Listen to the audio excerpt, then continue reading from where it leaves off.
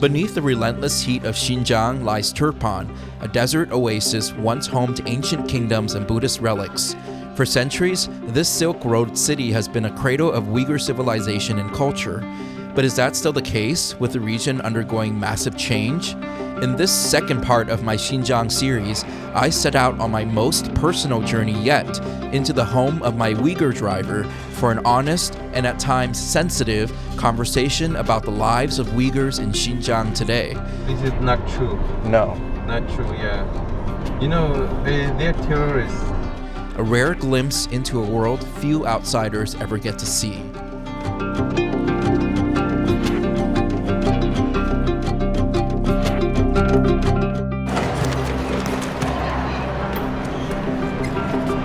This is Tuyoq.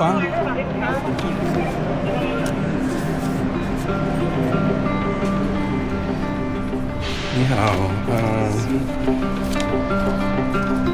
car 1, seat 1A. 1号车厢吗 ？1。你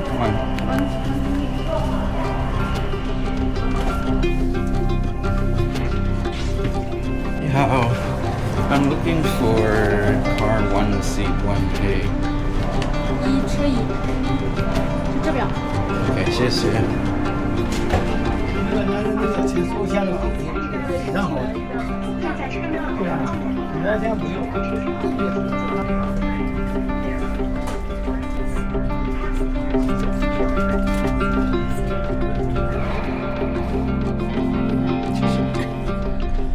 That was really stressful, but I'm glad I made my train.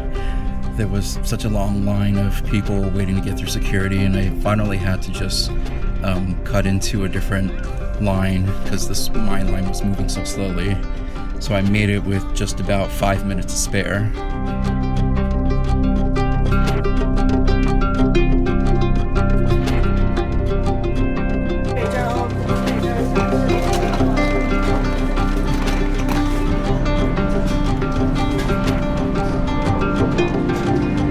So I just made it to Turpan, which is about 130 miles east of Urumqi.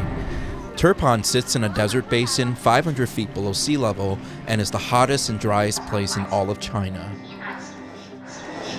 So Turpan actually has a pretty long history, going back 2,000 years. It was originally settled by Indo-European speaking peoples, and then the Uyghurs settled here and brought their Turkic culture. 你好。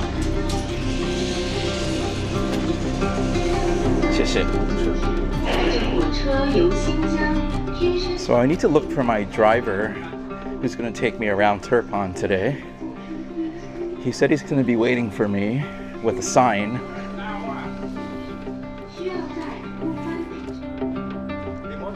Yes. Hi, good morning. To here? Nice to meet you. Nice to meet you. Nice to meet you. What car is there? Okay. So you lived in Turpan your whole life? Yeah, whole life. Okay. My grandparents is always They're all here. Okay, so going back many generations. My father's cousin brothers is 86 cousins. 86 cousins? Yeah, 86 cousins. Wow. I have a 53 cousins. How about you? How many brothers and sisters do you have? I have 2 younger brothers. I am oldest. Okay, so only 3 of you. Yeah, we are 3. Okay. So, what is the history of Turpan? Yeah, Turpan is a 3,000 years old city. It's famous city on the Silk Road. In fact, long before the arrival of Islam, Turpan was a city of temples, monks, and merchants, a spiritual hub along the Silk Road. Its earliest inhabitants practiced Buddhism, as did the Uyghurs who carried those traditions forward.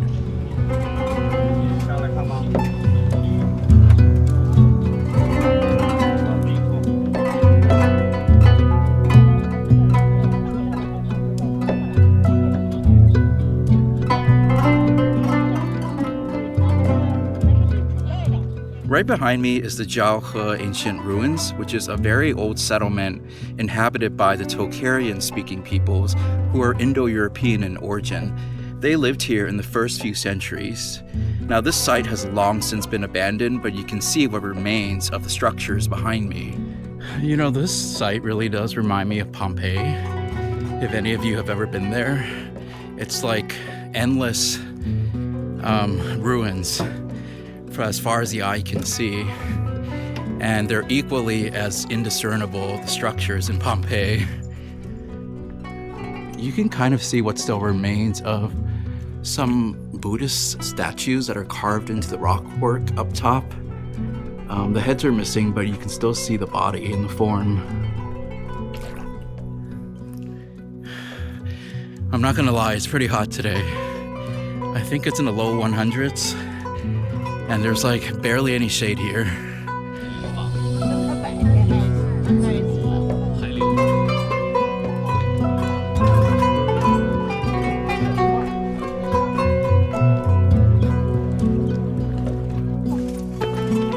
So now I'm making my way up to some ancient Buddhist caves. These were constructed in the 5th century and were in use until the 14th century.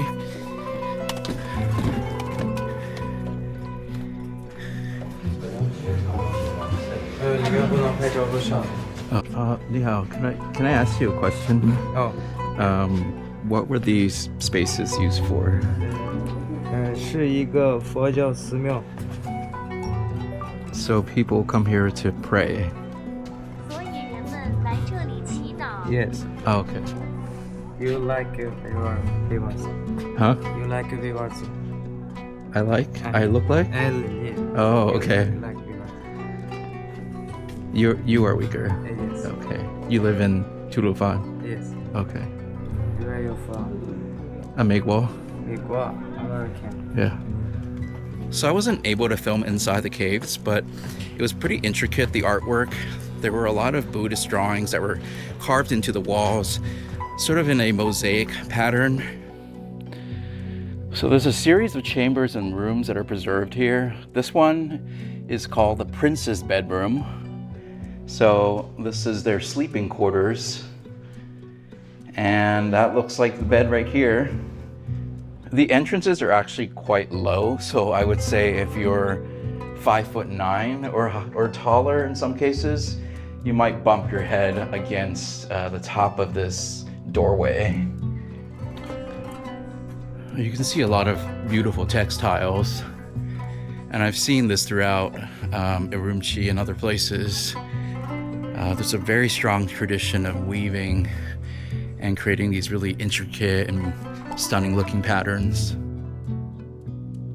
By the 14th and 15th centuries, Islam had taken root, transforming the spiritual landscape of Turpan and its people. According to Tahir, the now Muslim Uyghurs abandoned the site because they no longer wanted to live in a place that was once Buddhist.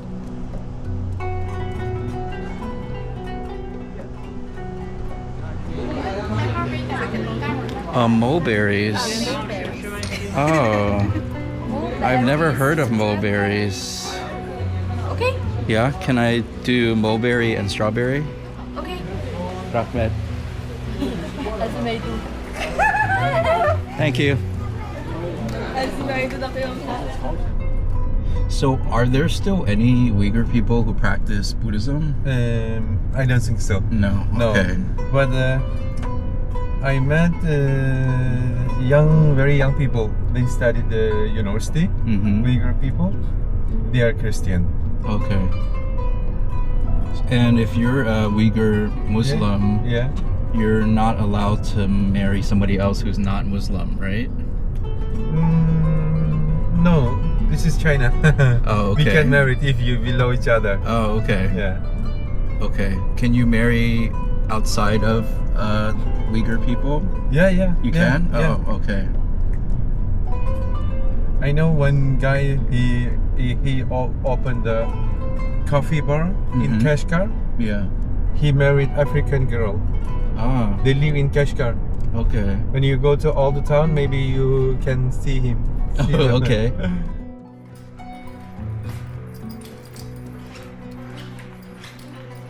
This is just for your family? Yeah. The whole place? Yeah. Okay. Yeah, 4 people. Oh, My wow. wife, me, my son and daughter. Okay. Is this a new house or old house? This house is, you can sit here. This Okay. house is government built to 2016. Oh, okay. I'm at Tahir's beautiful home, about to have lunch with his family in this very ornate courtyard. He just told me about this tradition in which, as a man, once you get married, within the first 5 years, all of your income goes to your father. And if you need money, you ask him for it. And then after that 5-year period, his father purchased this home for him. So I guess now he is fully independent and he gets to enjoy the space with his own family. What about your son? Are you going to make him do that too? I don't know. But he knows I give the money to my father. Okay. Take off my shoes. Yeah.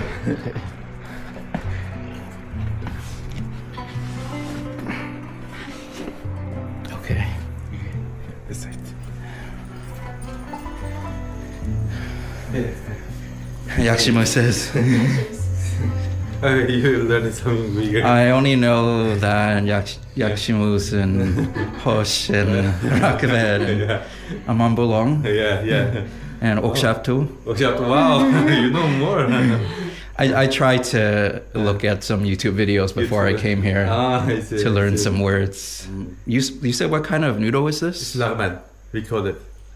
This is ramen. Yeah, lamen. Oh, okay. Yeah. This is a traditional Uyghur traditional dish. Uyghur Okay. dish, And you yeah. said you eat it 2 Yeah. times a week? Yeah. Okay. Oh, maybe 3. Oh, 3? Okay. Is it your favorite dish? Yeah, my favorite Okay. dish. Yeah. Noodle and then polo. Oh. Do you also speak English? No. Very little? Okay. Your husband was telling me that he likes your ramen more than his friends who owns a restaurant.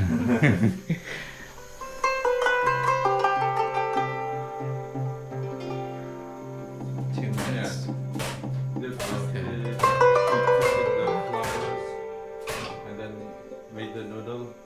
This is the 4th.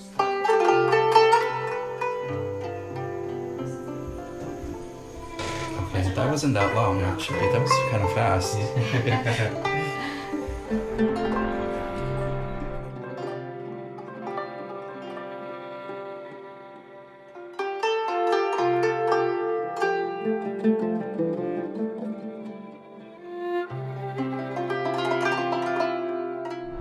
In Turpan city, more than 400,000 population.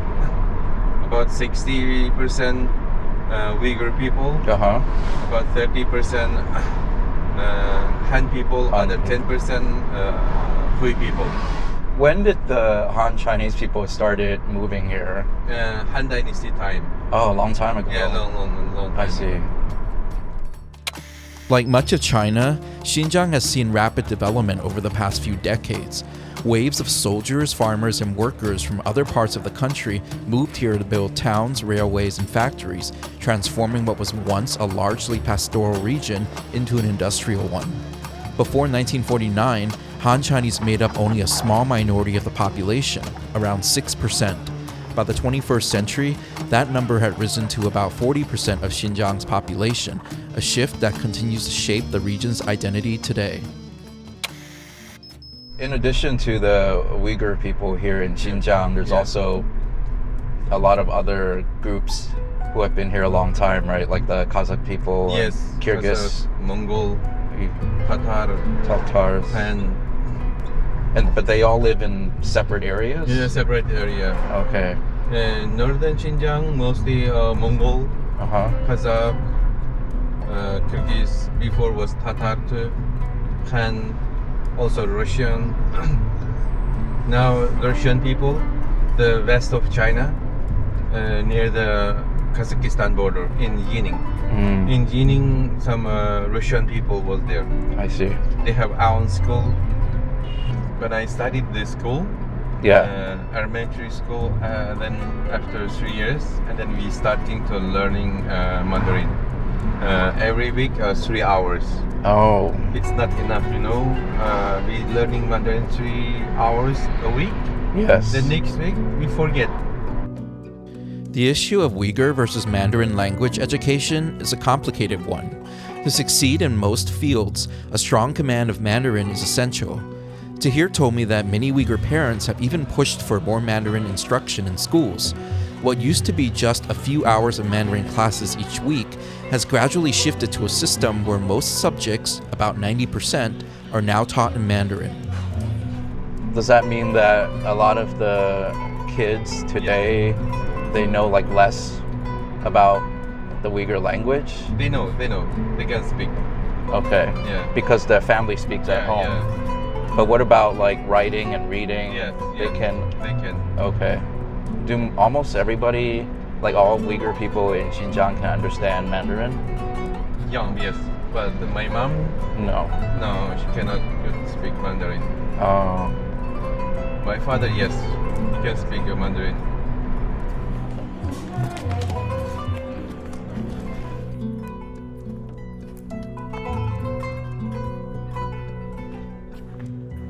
So now I am at the site of the Emin Minaret, which was built in the late 1700s during the Qing dynasty. It was commissioned by a local Uyghur leader to honor Emin's service to the emperor. And next to it, we have a traditional Uyghur-style mosque. So I'm now entering the mosque. I don't know if this mosque is still in use, because I know a lot of mosques don't allow non-Muslim practicing visitors to come in.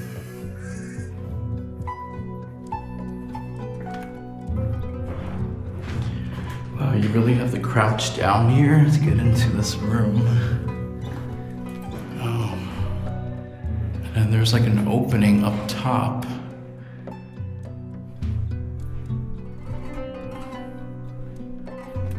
Oh, these kind of look like tombs, actually. There's no markings on them. And they look like they're in pristine condition. Look at this wheelchair access ramp.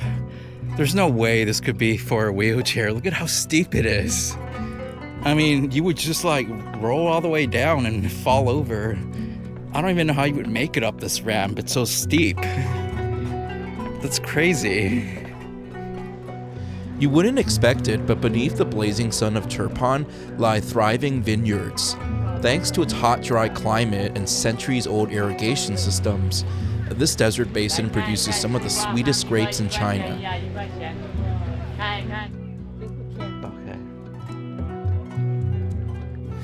So even though we're in a desert, Turpan actually grows 32,000 acres of grapes. And you can see some of them hanging above me. The way that they do this is by using an irrigation system that was built 2,000 years ago to transport glacier water. 약식 says. Huh? 可以 try? Okay. 很甜? 甜的，你喜欢甜的？不甜。不甜的， Yeah. 不甜的， Okay. 这不甜。 Okay. Bookshop too?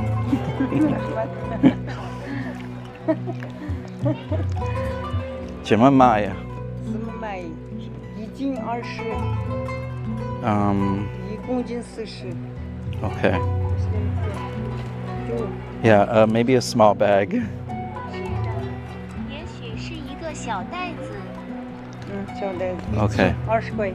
20块.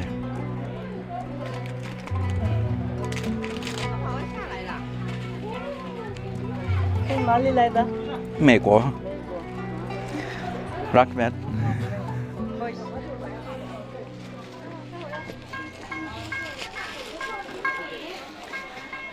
Wow, just bought a bag of raisins from that lovely Uyghur lady.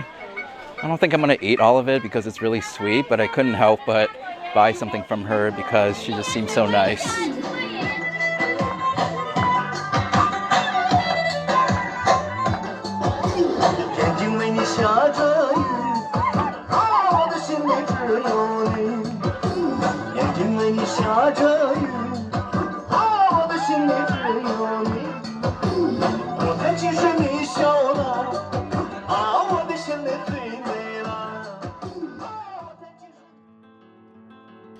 It's my second day in Turpan, and I'm about to meet Tahir to explore more of the city.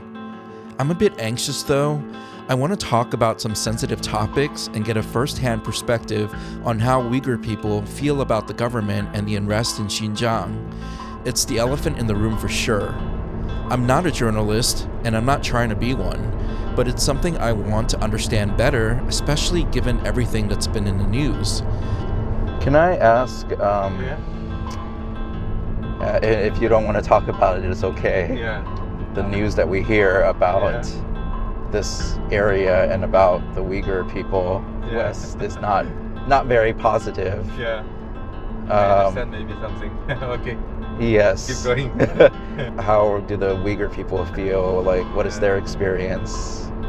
Do they feel they can live their life and do what they want? Now it's China. Our country is very power. Yeah. We are rich. Right. Right. American, they doesn't like China be power, be stronger. Mm-hmm. Now is China is making anything. It's like number one. Mm-hmm. Export the car is number one. Yeah. US they doesn't like US government. Yeah. And then they have made a lot of bad news for our country. I think it was in 2009, there was like a big protest in Urumqi Yes. that got kind of bad. Yeah. Uyghur workers in Guangdong province, they were accused of harassing some other female workers, and that's why people were protesting here. I hear about little bit this. This is not true. No. Not true, yeah. You know, they're terrorists. They learning something from, they go to some Middle East country, Afghan, maybe some other country, they learn something about the terrorists and then come back here. They change people's the mind here. And then you do this, they teach them. And then happened in 2009. I see. Some people maybe feel like because the Uyghur people are so different from the Han Chinese people, they want to not be part of China, but like start their own country. That is a terrorist, they said. Okay. Not a million Uyghur. This is already many years part of China, Tang Dynasty time or Han Dynasty time. Tahir told me that he believes a strong China, its economy, and its place on the world stage is ultimately good for the Uyghur people. He described the unrest in Xinjiang as the work of radicalized extremists and spoke positively about the government's efforts to lower housing costs, support small businesses, and help people find work. Yesterday it was in my house. That's government built it for us. Right.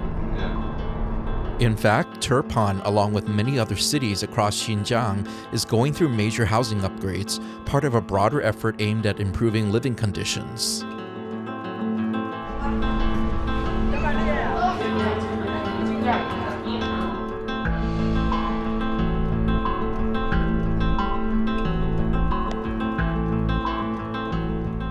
So I am just on the outskirts of the Taklamakan Desert here in Xinjiang province, which is a large desert oasis.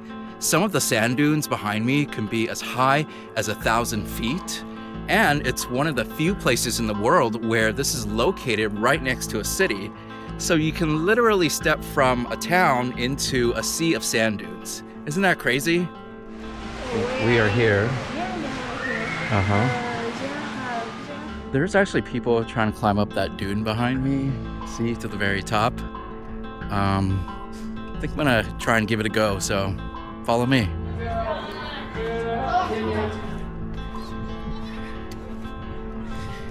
It's really hard to walk uphill in the sand. Kind of feels like 2 steps forward, 1 step back.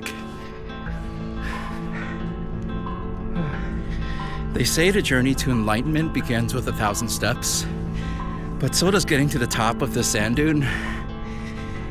I don't know if that's actually a saying, but that's my saying today. Okay, I made it to the ridge line. see the other side.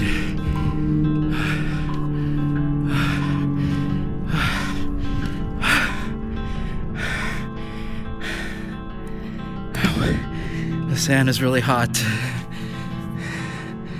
Ow. You can see that the sand dunes stretch on in the distance. And then we have some mountains in the background. And then a pretty urban looking city to my right. You can access the Taklamakan Desert from various highways. It's a much larger area. And it's quite desolate. I think there's only one village in the middle of the desert. So a trip across the desert, I think, takes like a full day of driving.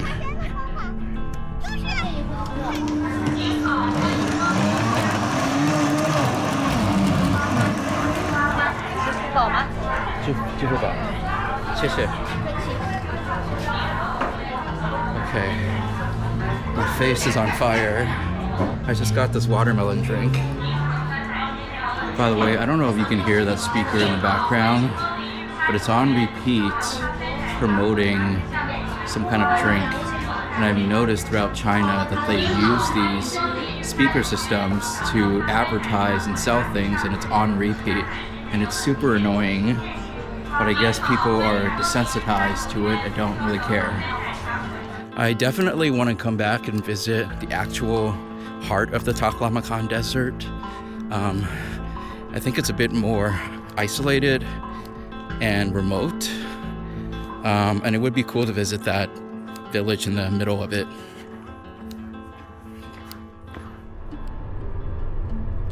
Tuyoq Canyon lies about 45 miles east of Turpan, tucked between the cliffs of the Flaming Mountains.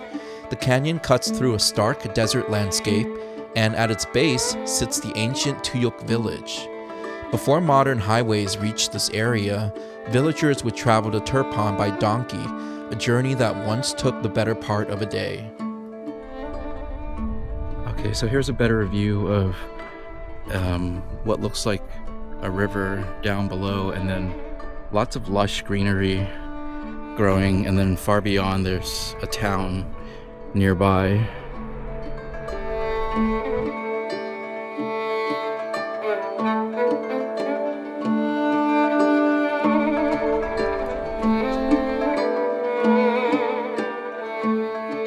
So I'm at Tuyoq, a 1700-year-old Uyghur village, one of the oldest in Xinjiang that's still inhabited today. Legend says that 7 generations of saints were buried here, and many believe that 7 pilgrimages to this location equals 1 to Mecca.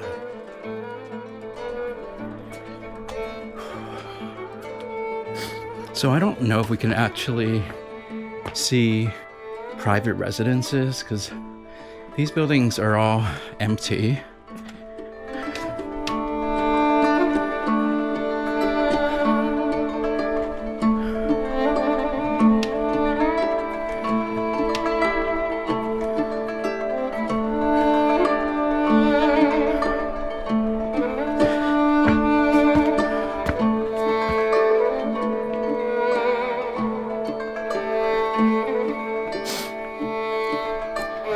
Wow, it feels a lot cooler in here.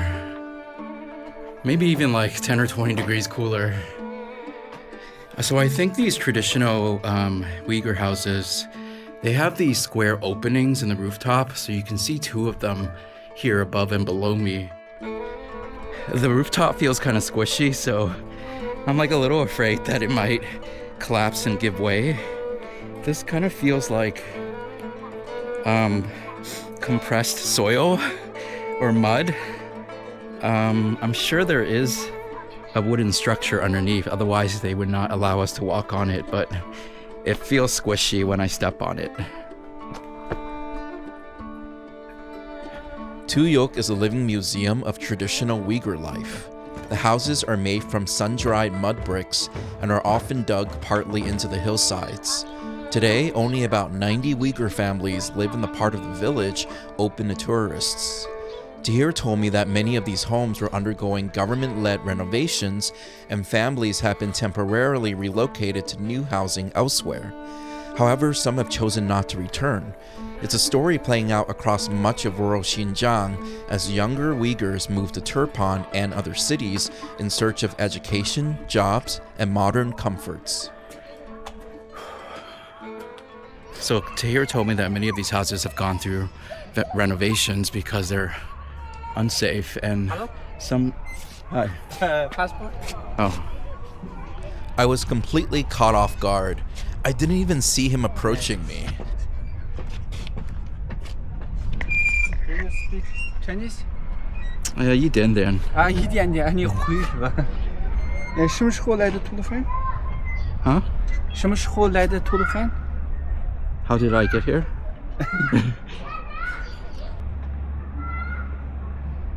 你什么时候来的吐鲁番？Today Turpan? Today? Today. Yesterday? Yesterday. Yesterday. Leaving today. Yes, only... Turpan Hotel? Turpan Hotel, yes. Yes, thank you. Thank you. Okay. I just got interrupted by security officer, I guess, asking to see my passport. It's clear the Uyghurs have a deep, enduring history here in Turpan and across Xinjiang, one that's reflected in everyday life. For Tahir, that history begins at home, with his parents, his culture, and the community that raised him. If I go outside the Turpan 2 weeks or 3 weeks, I call to my mom as often, it's okay. But if I am in Turpan, 1 week I don't go to my mother's house, my parents' house, my mom she cry. Oh, really? Yeah.